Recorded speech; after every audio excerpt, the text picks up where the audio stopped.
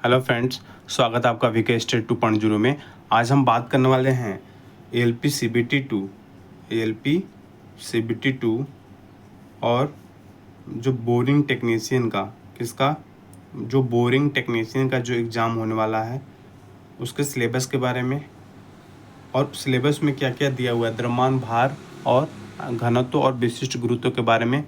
ये revision class रहेगी। हमने कई बार आप लोग को पढ़ा दिया, लेकिन रिवीजन कराएंगे और कैसे याद करना है ये बताएंगे। ठीक है, चलिए वीडियो करते हैं स्टार्ट। पहला अगर टॉपिक आता है द्रव्यमान की, बात करेगा कि मास क्या होता है। तो भैया मेरे मास अगर पूछेगा मास क्या होता है, तो ये अगर कोई पिंड है तो पिंड का जो द्रव्यमान होगा, कोई पिंड है या कोई वस्तु है, उसका जो द्रव्यमान होगा पूजा किस में निहित होता है। तो लिखिएगा किसी पिंड में जो निहित पदार्थ की जो मात्रा होती है ना, निहित पदार्थ की मात्रा है ना, उसमें निहित पदार्थ की जो मात्रा होती है, कोई भी पिंड है उसमें पदार्थ की कितनी मात्रा है, उसे क्या बोलेंगे, द्रव्यमान बोलेंगे। अगर द्रव्यमान की बात करें, जो एफपीएस जो प्रणाली होती है, एफपीएस प्रणाली, द्रव्यमान का मतलब जो एफपीएस प्रणाली होती है और जो सीजिस प्रणाली होती है, एफपीएस प्रणाली और जो सीजिस प्रणाली होती है, जो एमकेएस प्रणाली होती है, क्या होती है, एमकेएस प्रणाली, जो एमकेएस प्रणाली होती है, तो ये क्या होता है, एफपीएस प्रणाली में इसका जो मात्रक होता है ना, वो पाउंड होता है। क्या होता है, पाउंड होता है। पाउंड को एलबी से डिनोट किया जाता है। किससे, एलबी से लिखते हैं। पाउंड को किससे लिखते हैं, एलबी से लिखते हैं। सीजिस प्रणाली में इसको ग्राम से मेजर करते हैं, ग्राम से, जीएम, ग्राम से मेजर करते हैं। एमकेएस प्रणाली में इसको द्रव्यमान से एमकेएस प्रणाली में इसको केजी से मेजर करते हैं, यानी किलोग्राम से मेजर किया जाता है। किससे मेजर किया जाता है, किलोग्राम से मापा जाता है। क्लियर हो रही है बात। और जो एमकेएस प्रणाली है, अगर एसआई प्रणाली में भी पूछ दे तो एसआई प्रणाली में भी क्या होता है, किलोग्राम होता है। क्या होता है, किलोग्राम होता है, जिसको हम केजी से डिनोट करते हैं। तो एमकेएस एफपीएस प्रणाली जो होता है, इसे ब्रिटिश प्रणाली भी कहते हैं। क्या कहते हैं, ब्रिटिश प्रणाली भी कहते हैं, ब्रिटिश प्रणाली भी कहते हैं। एफ का मतलब हो गया फुट, पी का मतलब हो गया पाउंड, और समय का मात्रक हो गया सेकेंड। फुट जो होता है ये लंबाई का मात्रक होता है, हमने आपको पढ़ाया हुआ है। और पाउंड जो होता है द्रव्यमान का, समय क्या है, सेकंड का। और सीजियस की बात करें, सेंटीमीटर, ग्राम, सेकंड। एमकेएस में बात करें तो एमकेएस में लंबाई का मात्रक मीटर, के का मतलब किलोग्राम, के का मतलब किलोग्राम। तो किलोग्राम द्रव्यमान का हो जाएगा। यस का मतलब क्या हो जाएगा, समय का सेकंड हो जाएगा। समय क्या हो जाएगा दोस्त मेरे, सेकंड हो जाएगा। क्लियर हो रही बात कि नहीं हो रही है, आगे बढ़ जाते हैं। अगर हम द्रव्यमान की बात करें तो 1 टन बराबर कितना होता है भैया मेरे, 1 टन बराबर होता है, आप बोल सकते हैं कि 1000 केजी किलोग्राम होता है 1 टन बराबर। ठीक है। और एक पूछता है 1 क्विंटल बराबर कितना होता है, तो 1 क्विंटल बराबर होता है 100 केजी। आपको इस बात का भी ध्यान रखना पड़ेगा। क्लियर होगी कि बात नहीं गई, ठीक है, क्लियर होगी बात, ठीक है, आगे बढ़ जाते हैं। यदि हम बात करें, जैसे अगर हम बात करें W बराबर mg, यदि हम भार की बात करें, तो जो भार होता है ना हमारा, ये भार जो होता है ये हमेशा हर एक स्थिति में, प्रत्येक स्थिति, ये स्थिति पर डिपेंड करता है। प्रत्येक स्थिति में क्या है, बदलता रहता है। लेकिन जो हमारा मास है ये हमारा कांस्टेंट होता है, ये हमारा स्थिर रहता है, कभी ये बदलता नहीं है, कभी ये बदलता नहीं है। समझ बातें आ रही हैं कि नहीं आ रही हैं, समझ बातें आ रही हैं। एक फार्मूला होता है डेंसिटी का, डेंसिटी रो बराबर होता है मास अपान आयतन। अगर इस वाले फार्मूले में अगर हम बात करें तो यदि हम आयतन को बढ़ा देते हैं, आयतन किसी वस्तु का बढ़ता है तो उसकी डेंसिटी यानी कम होगी। लेकिन अगर आयतन कम है तो उसकी डेंसिटी क्या है, ज़्यादा होगी। क्यों? क्योंकि जो डेंसिटी है ये व्युत्क्रमानुपाती है वॉल्यूम के। जो डेंसिटी है ये व्युत्क्रमानुपाती है किसके, वॉल्यूम के क्या है, व्युत्क्रमानुपाती है। इतनी बात समझ में आएगी, नहीं आएगी? ये समझ बात आ गई, ठीक है। अब यदि हम बात करते हैं तो जो द्रव्यमान होता है, अगर हम द्रव्यमान की बात करें तो जो द्रव्यमान होता है, अर्थात हम बात करें अगर गुरुत्वीय जो त्वरण होता है, गुरुत्वीय त्वरण चंद्रमा पर जो गुरुत्वीय त्वरण होता है पृथ्वी के गुरुत्वीय त्वरण का, है ना, पृथ्वी की गुरुत्वीय त्वरण का 1/6 होता है, 1/6 होता है। क्या होता है सर? अगर हम वेट की बात करें तो चंद्रमा पर जो वेट होगा और जो अर्थ पर, ई का मतलब अर्थ, पृथ्वी पर जो भार होगा 1/6 होता है। कहने का मतलब ये है कि यदि पृथ्वी पर आपका जो वजन है 600 न्यूटन है, क्या है, 600 न्यूटन है या 600 केजी है, 600 केजी है, तो पूछेगा कि मून पर क्या होगा, तो मून पर 600 बट इंटू 1/6 कैंसिल हो जाएगा, ये आ जाएगा 100। यानी जो मून पर हमारा जो होगा वो 100 केजी होगा, 1/6 होता है। क्लियर है बात कि नहीं है? तो ये आप एक इम्पोर्टेंट है, इसको भी आप जानते रहिए। क्लियर होगी कि बात नहीं होगी? आपको बात क्लियर हो रही है? आपको बात ये क्लियर हो रही है जो हमने आपको बताया है, ये क्या बात आपको क्लियर हो रही है? क्लियर हो रही होगी, ठीक है। पूछता है अगर द्रव्यमान के बारे में पूछेगा कि और क्या चीज़ है इसका, है ना, तो अगर हम बात करें द्रव्यमान की तो तो जो द्रव्यमान है हमारा, जो द्रव्यमान होता है ये पदार्थ की, पूछेगा कि पदार्थ की जो सनहती को मात्रा बोलते हैं, पदार्थ की जो मात्रा है और जड़त्व की माप, तो पदार्थ की मात्रा और जड़त्व की माप क्या है, या तो जड़त्व की माप और पदार्थ की माप, ठीक है। तो ये आपका क्वेश्चंस बनता है कि द्रव्यमान क्या है, तो जड़त्व की एक माप होता है। किसका माप होता है? तो जड़त्व की माप होता है। क्लियर हो रही है बात कि नहीं हो रही है? क्लियर हो रही है बात, ठीक है। ये वाला नोट करिएगा, इस पर न्यूमेरिकल्स बनता है इस वाले इस फॉर्म में, ठीक है। आगे बढ़ जाते हैं। एक पृथ्वी का जो ध्रुव होता है ना, पृथ्वी के ध्रुवों पर वस्तु का जो भार होता है वो अधिकतम होता है। क्या होता है? ध्रुवों पर जो भार होता है वो अधिकतम होता है। और जो विषुवत रेखा होती है, क्या होती है? जो विषुवत रेखा होती है, तो विषुवत रेखा पर जो वस्तु का भार है, विषुवत रेखा पे जो वस्तु का भार होता है वो न्यूनतम होता है। क्या होता है? न्यूनतम होता है। क्लियर हो रही है कि बात नहीं हो रही है? क्या होता है? न्यूनतम होता है। क्लियर होगी बात? क्लियर हो गई? बिल्कुल।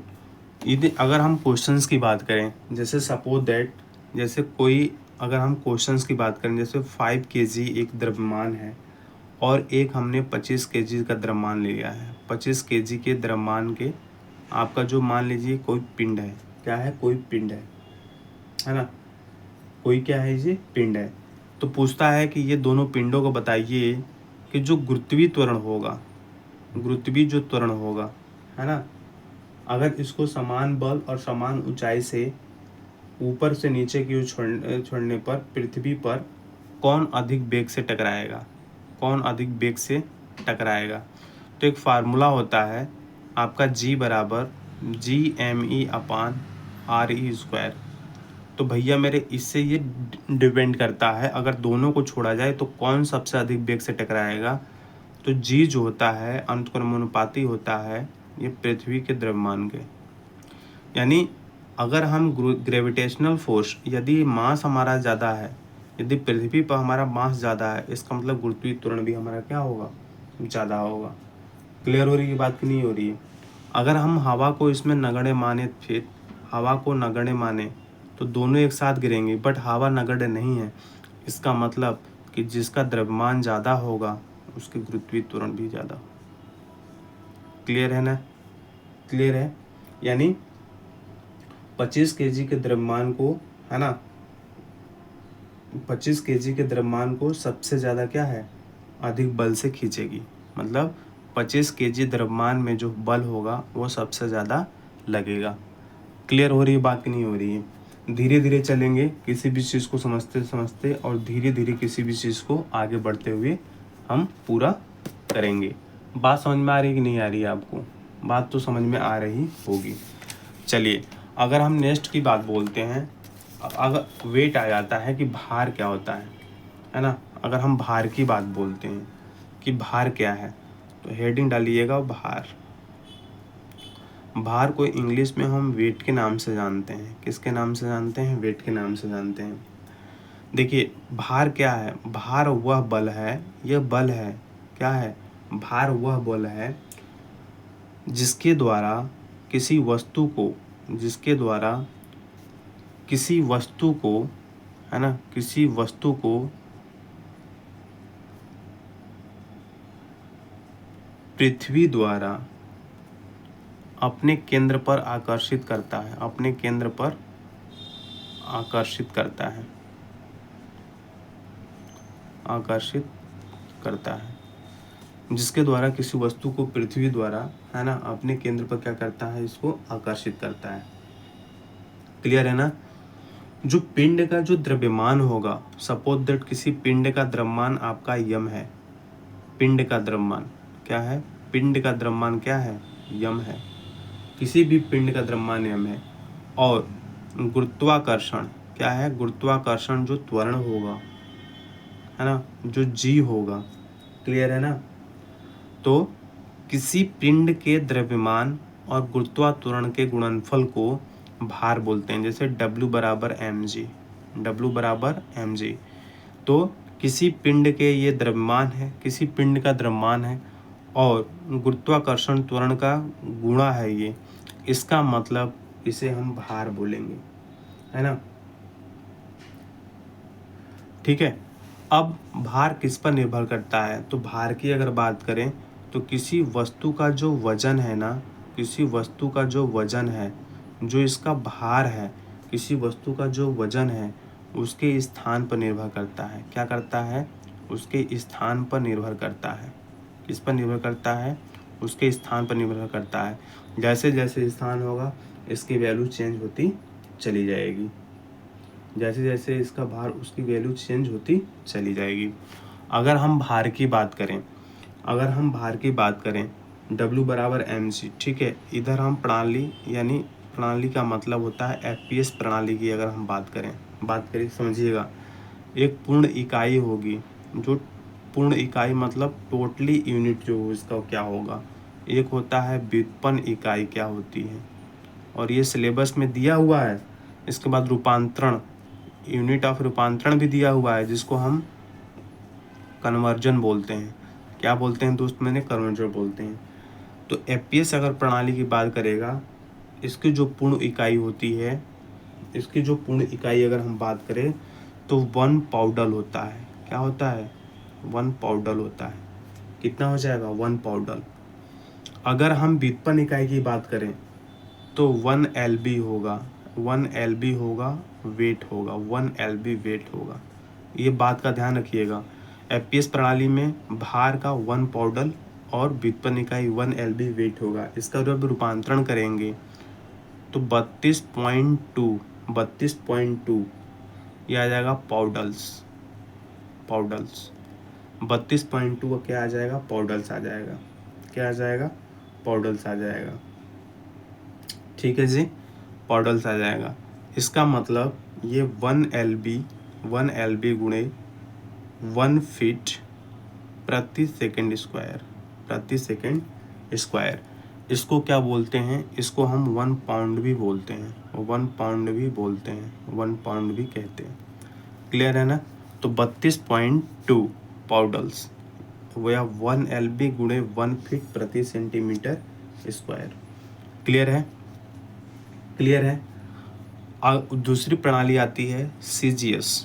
क्या आता है? CGS में आपको पता है 1 डाइन होता है। क्या होता है? 1 डाइन इसका पूर्ण होता है। व्युत्पन्न करेंगे तो 1 ग्राम वेट होगा, 1 ग्राम वेट होगा इसका। ठीक है। इसको कन्वर्जन करेंगे तो 981 डाइन आता है। क्या आता है? 981 डाइन्स आता है। क्या आता है दोस्त मेरे? 981 डाइन्स आता है। अगर हम बात करें 1 डाइन को क्या लिख सकते हैं? 1 ग्राम इंटू 1 सेंटीमीटर प्रति सेकेंड स्क्वायर। कैसे भैया मेरे? W बराबर आपका क्या होता है? mg होता है। बताइएगा, होता है कि नहीं होता है? बिल्कुल होता है जी। अगर हम W की इसका बात करें तो m का मात्रक क्या होगा? द्रव्यमान का मतलब ग्राम हो जाएगा, और g का मात्रक क्या हो जाएगा? गुरुत्व को सेंटीमीटर प्रति सेकेंड स्क्वायर। क्लियर है बात कि नहीं है? ये सारी चीज़ें क्लियर हो रही होगी। अगर हम FPS प्रणाली की बात करें, किसकी बात करें? FPS प्रणाली की बात करें, व्युत्पन्न 1 ग्राम वेट होगा इसका, 1 ग्राम वेट होगा। और इस MKS, अब इसके बाद आता है हमारा MKS सिस्टम। अगर हम MKS सिस्टम की बात करेगा तो MKS में तो हमारा न्यूटन होता है, आपको पता ही है, न्यूटन होगा। यहाँ 1 kg वेट होगा, यहाँ 1 kg वेट होगा, और इसके बाद यहाँ 1 न्यूटन होगा, 1 न्यूटन। यहाँ क्या होगा? 1 न्यूटन होगा।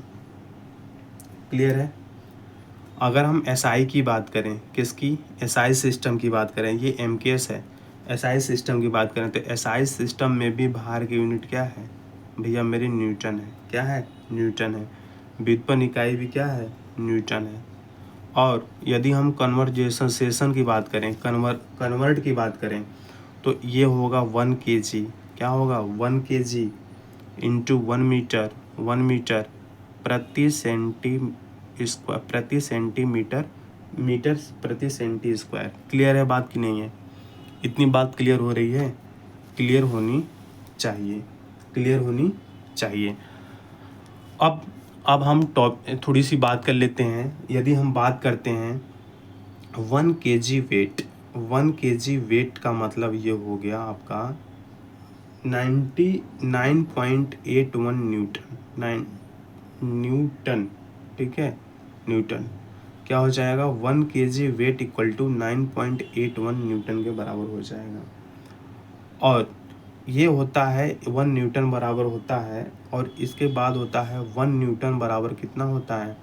1 न्यूटन बराबर होता है 10 के पावर 5 डाइन के बराबर होता है। कितने बराबर होता है? 10 के पावर 5 डाइन के बराबर होता है। तो केजी और वेट में पता आ गया।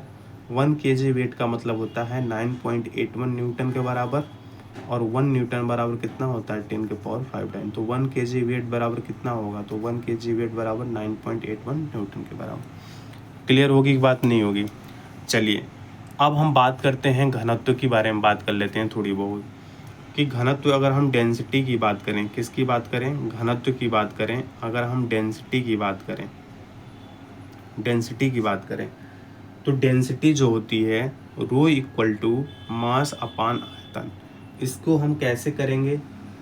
तो जो घनत्व होता है ना, प्रति इकाई आयतन, लिखिएगा प्रति इकाई आयतन, है ना, प्रति इकाई आयतन है ये, प्रति इकाई आयतन किसी पिंड का द्रव्यमान, किसी पिंड का द्रव्यमान, है ना। तो ये अपॉन नहीं है, प्रति इकाई आयतन में किसी पिंड का द्रव्यमान, प्रति इकाई आयतन में किसी पिंड का द्रव्यमान ही क्या कहलाता है? डेंसिटी कहलाता है, घनत्व कहलाता है। क्लियर होगी कि बात नहीं होगी? इतनी बात आपको क्लियर हो रही है? इतनी बात क्लियर हो रही है कि नहीं हो रही है? क्लियर हो रही होगी, इतनी बात आपको क्लियर हो रही होगी। देखिए उसके बाद हम थोड़ी डेंसिटी की बात कर लेते हैं कि किसकी डेंसिटी क्या क्या होती है। वेरी वेरी इंपॉर्टेंट है। ये वर्कशॉप एंड कैलकुलेशन में एलपीसीबीटी 2 में आने की ज़्यादा पॉसिबिलिटी है। यदि हम एल्युमिनियम की बात करेंगे, किसकी बात करेंगे? एल्युमिनियम बहुत हल्की होती है, इसको याद भी करेंगे, एल्युमिनियम बहुत हल्की होती है, तो इसकी जो डेंसिटी होती है 2.7, क्या होता है? 2.7 होता है। आपको समझ में बात आ रही है कि नहीं आ रही है? समझ में बात आ रही है? समझ में बात आ रही है कि नहीं आ रही है? ठीक है, 2.7 ग्राम प्रति सेंटीमीटर क्यूब एल्युमिनियम की। जो लीड होता है, वैसे तो लीड बोलते हैं, जो शीशे की बात हो रहा है, तो भाई ये हार्ड होता है, तो इसकी डेंसिटी ज़्यादा होगी। लीड 11 रुपये में हमारी पेंसिल मिलती है। कितने रुपए में? 11.34, यानी 11 रुपये में हमारी लीड की पेंसिल मिल। लीड नहीं बोलते हैं कि ये लीड, हम लीड शीशे से हम लीड को याद करेंगे, इसको उसके तुलना करके ऐसे। क्लियर होगी बात की नहीं होगी? इसका मतलब कि लीड का कितना हो जाएगा भाई? लीड हमने खरीदा 11.34 ग्राम पर सेंटीमीटर क्यूब। उसके बाद एक आता है ढलवा लोहा, बहुत इम्पोर्टेंट है। क्या है? बहुत ज़्यादा इम्पोर्टेंट है। ढलवा लोहे का होता है 6.8 से लेकर के 7.8 तक होता है। ये भी होता है ग्राम प्रति सेंटीमीटर क्यूब में होता है। ये भी किस में होता है? ग्राम प्रति सेंटीमीटर क्यूब में होता है। Very very important. उसके बाद अगर हम स्टील की बात करें तो भैया मेरे स्टील भी इम्पोर्टेंट है। स्टील का होता है 7.75 से लेकर के 8.5 तक होता है। कितना होता है? 8.5 तक होता है। 7.75 से लेकर के 8.5 तक होता है। हम फिर वाटर की बात कर लेते हैं कि वाटर का कितना होता है। तो वाटर का होता है 1 ग्राम प्रति सेंटीमीटर क्यूब। 1 ग्राम प्रति सेंटीमीटर क्यूब। उसके बाद हम वाटर के बाद अगर पेट्रोल की बात करें तो पेट्रोल 71 रुपये किलो हो गया है, यानी 0.71, हालांकि है नहीं, 71 रुपये याद कर रहे हैं, ग्राम प्रति सेंटीमीटर क्यूब 0.71। उसके बाद हम ऑक्सीजन करेंगे कि ऑक्सीजन का जो लेवल है हमारा कितना है, तो भैया मेरे 1.43 ग्राम प्रति सेंटीमीटर क्यूब है। इसको याद करना है बार बार लिख करके, ठीक है, इसको याद करना है। क्लियर? अगर हम डीजल ऑयल की बात करें, किसकी? डीजल ऑयल की बात करें तो डीजल ऑयल का होता है 0.83 ग्राम प्रति सेंटीमीटर क्यूब। क्लियर है? ये रिवीजन है हमारा। ये क्या है? ये हमारा रिवीजन है। ऐसे मैं रिवीजन कराता रहूँगा और मल्टीपल चॉइस क्वेश्चन भी कराऊँगा, घबराइए मत। एल्युमिनियम का 2.7, क्यों? हल्की है तो हिल का हल्का वेट होगा। 2.7 ग्राम प्रति सेंटीमीटर। लीड है, पेंसिल हमारे कितने रुपए में? 11 रुपये में, 11.34। ढलवा लोहा, जब हम ढलाई करते हैं ढलवा लोहा, तो ढलाई जो होता है 6 फीट पर होता है, 6 फीट पर नियर अबाउट हमको करनी है, तो 6.8 से लेकर के 7.8 तक। स्टील थोड़ी हार्डनेस होती है ढलवा लोहे से, तो इसका ज़्यादा होगा, 7.75 से लेकर के 8.5 तक। वाटर का आपको पता है 1 ग्राम प्रति सेंटीमीटर क्यूब होता है। पेट्रोल का 71 रुपये प्राइस है, 0.71 ग्राम प्रति सेंटीमीटर क्यूब। ऑक्सीजन का कितना होता है दोस्त मेरे? तो 1.43 होगा, 1.43 ऑक्सीजन का लेवल होगा। डीजल ऑयल का कितना होगा? तो 0.83 ग्राम प्रति सेंटीमीटर क्यूब होगा। डीजल ऑयल का कितना होगा? 0.83। डीजल कितने में? 83 रुपये में, लेकिन है नहीं एक्चुअल में, हम याद करेंगे 0.83, 83 रुपये डीजल, 83 रुपये, पेट्रोल 71 रुपये। स्टील कितना? 7.75 से 8.5 तक होता है। पेट्रोल 0.71 ग्राम होता है। ऑक्सीजन 1.43 है ना। ऑक्सीजन की क्वालिटी क्या है? 1.43 ग्राम प्रति सेंटीमीटर क्यूब। डीजल ऑयल का कितना है? तो 0.83 ग्राम प्रति सेंटीमीटर क्यूब। तो ये सब आपको याद रहेगा, ठीक है दोस्त। तब तक के लिए बाय बाय, टेक केयर, जय हिंद, जय Bharat, love you all, Vande Mataram. यार प्लीज़ सपोर्ट कर दीजिए चैनल को, लाइक एंड सब्सक्राइब कर दीजिए, शेयर कर दीजिए दोस्तों के साथ। ओके, थैंक यू, जय हिंद, जय भारत, वंदे मातरम, love you all, take care.